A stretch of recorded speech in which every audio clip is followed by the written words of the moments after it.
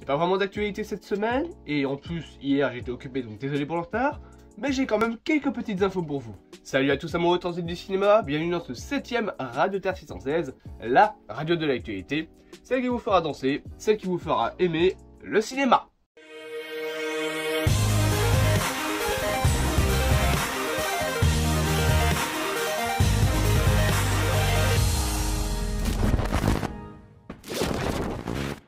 Rubrique numéro 1, Nick Fury, de retour.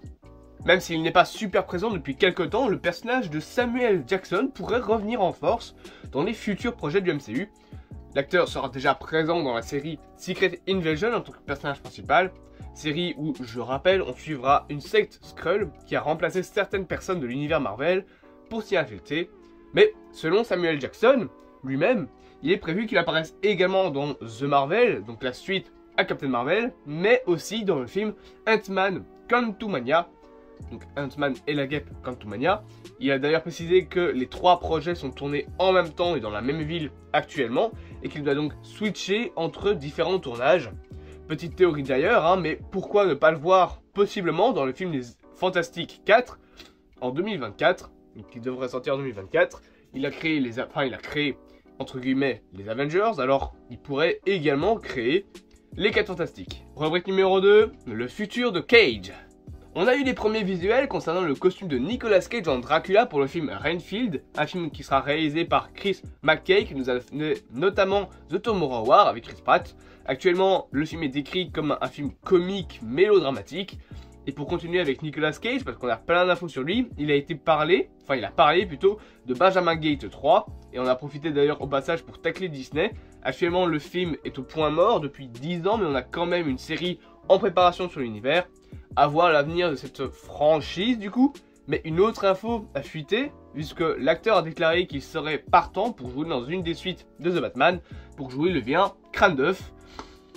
Oui, c'est assez bizarre. Alors Crâne d'œuf, c'est un personnage très secondaire, un vilain très secondaire, qui est apparu pour la première fois dans la série et dans le film des années 60. Et il a dit qu'il rendrait, d'après lui, le personnage bien plus terrifiant. Donc Warner, si vous êtes partant, Nicolas Cage, lui, il l'est. Rubrique numéro 3, The Suicide and Furious. Le casting de Fast and Furious 10 avance encore, vu qu'une actrice du film The Suicide Squad, fait avec James Gunn, rejoint la liste des acteurs de l'avant-dernier film de cette saga, beaucoup trop longue à mon goût. Cette actrice n'est autre que Daniela Mekor, qui joue Ratcatcher dans le film, et qui va donc rejoindre le casting de Fast and Furious 10. Il sera réalisé par Justin Lin, et on lui doit notamment les premiers Fast and Furious. Normalement, le film est prévu pour 2023, et j'irai pas le voir, pour des raisons évidentes. Rubrique numéro 4, teaser Avatar 2. Doctor Strange et the Multiverse of Madness arrive à grands pas, et d'ailleurs il pourrait commencer à teaser Avatar 2 dont la sortie est prévue en décembre 2022. Je rappelle que en tout la saga Avatar comprendra 5 films, et oui, et les films devraient sortir tous les 2 ans plus ou moins. Steven Lang a déjà parlé du 5e et dernier épisode de la saga comme d'un film émouvant et géré comme un dieu par le réalisateur. Bon, par contre, 5 suites, c'est peut-être exagéré. Le premier Avatar avait été bien évidemment une révolution et une révélation dans le monde du cinéma et de l'industrie. D'ailleurs, actuellement, des concept art ont déjà été dévoilés, mais toujours pas de vraies images. Cependant, des rumeurs donc traînent que Doctor Strange 2 pourrait donc bel et bien présenter un premier teaser, voire un premier trailer du film. Cela voudrait dire que la sortie de la bande-annonce pourrait arriver d'ici 8 mois avant le film. Ce qui fait un peu réfléchir du coup, c'est que Thor Love and Thunder n'a toujours pas dévoilé ses premières vraies images, à part les jouets, les Lego qui sont sortis, alors que le film, lui, sort en juillet. Donc, la sortie commence à un peu se rapprocher. Du coup, on se demande si le film sort encore en 2022 ou s'il sera possiblement reporté. On attend bien évidemment plus d'infos du côté de Marvel. Rubrique numéro 5, Monsterverse. De Godzilla, un Kong, un AV1 dantesque, et on peut maintenant voir le Monsterverse dessiner son avenir. En plus d'un second film sur Kong, en plus d'une série d'animation sur Skull Island et une série Godzilla en live action, l'univers de Legendary va accueillir un nouveau long métrage où 2 monstres se cognent sur la tronche, possiblement donc un Godzilla vs Kong 2.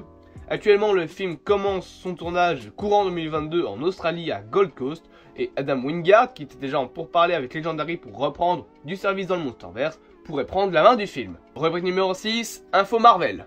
Et pour commencer avec Marvel, la durée de Doctor Strange 2 aurait fuité puisque le film ferait en tout 2h28 précisément. Alors gardez à l'esprit que ça peut toujours changer, mais voilà, le film durerait du coup bien moins qu'Avengers Endgame et quasi la même chose que No Way Home. Donc il est dans la moyenne haute des temps de films pour le MCU. On a même eu une info concernant Black Panther Forever puisque le tournage est enfin terminé. Je rappelle qu'il est prévu pour novembre 2022, donc il leur reste quand même pas mal de temps pour la post-production. Alors le film de Black Panther 2 a été énormément reporté parce qu'il y a eu des blessés, il y a eu le Covid, il y a eu plein de problèmes techniques pour faire le film. Mais ça y est donc, le tournage est officiellement fini. Et pour terminer, un projet Nova, d'après Deadline, est en préparation. Alors Marvel ne l'a pas encore annoncé, hein, mais d'après les rumeurs, il s'agirait soit d'un film, soit d'une série. Et par contre, on ne sait pas vraiment si l'histoire se baserait sur Richard Rider, première itération du personnage de Nova, ou sur Sam Alexander, qui est par exemple dans les New Avengers.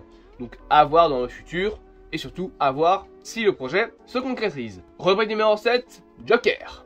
On a beaucoup de petites choses concernant le personnage du Joker, ce personnage iconique des méchants de Batman. Attention spoiler, hein, mais on a déjà eu un premier visuel du Joker de Barry Keoghan grâce à une scène coupée à laquelle j'ai réagi en vidéo.